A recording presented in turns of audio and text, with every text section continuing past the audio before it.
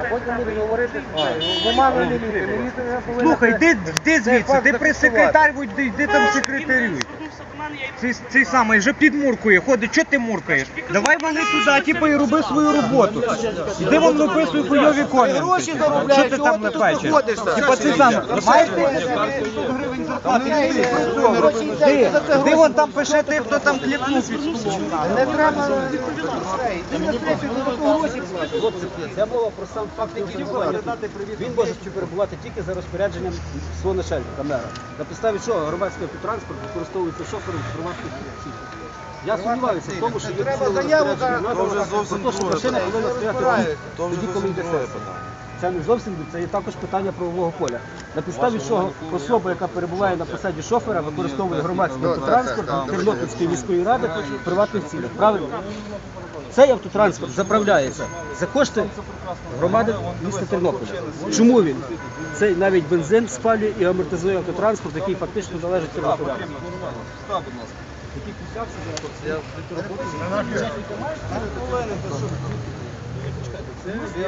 Ну то зараз думати нормальна фотографія.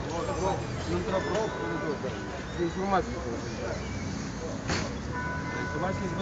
Приховане відеодокументування має право вести або журналіст, або представник правоохоронних органів. На заглушеній машині не працює. Машина стояла, ви ж все Значить, треба завести, як чому вона працювала. А для чого її заводити, якщо вона стоїть схода? Не читає формат. Чекай, зараз не йде останній запис. Та машина надала. Я так тебе знаю, говорю. Автостоянки. Машина надала, знімала громадських активістів. Ага. Тобто, службова машина знімає, просто... Навіть знімає чи не знімає. Інше питання, що службова машина, яка призначена для того, щоб возити голову, голова перебуває на сесії. Що службова машина їздить, прям знає, за яким дорученням. Дай. Правильно? Може на комп'ютер он зайти кинути флешку? В робочий час по службових питань. От Якщо хлопці. надо виходити на сесію, машина приїхала підставити. А не Чого? Чого ти ніхто? Ти себе так коментуєш, що ти хотів вона. Пішли на комп'ютер кинути. Я маю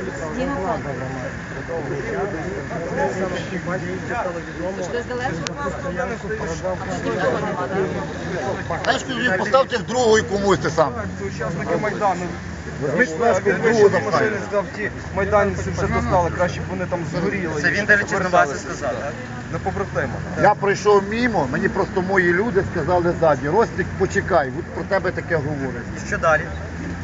Це я визвав міліцію за третім викликом. Вона приїхала. Почекайте, образили, наскільки розумію, майданівця. А Сама фраза, що сказали, що краще б там... Краще вони б згоріли, а чи загинули на Майдані. Ніж мають тут робити проблеми. Де саме, що саме знімав? Що конкретно? Слова і все. Слова. Ці слова Ти мене вибач, майданівці якщо я знімав виніс приховано. 6 людей, Які підстави? ранених з Майдану, Далі окей, ви Їхні викликали батьки- міліцію, що далі? а міліція не хотіла їхати. Ви що собі дозволяєте? Це нашого мера міста шофера особисто. А хто він такий? Все ж міліція приїхала, через скільки часу? Міліція приїхала тоді, коли ми самі позвонили до людини, він зразу прийшов. Через півгодини.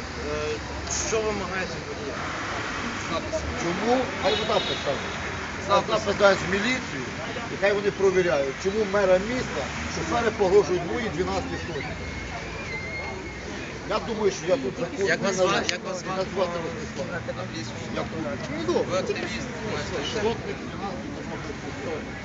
12. Максим. Це взагалі, не то, що там мені дав пару рублів.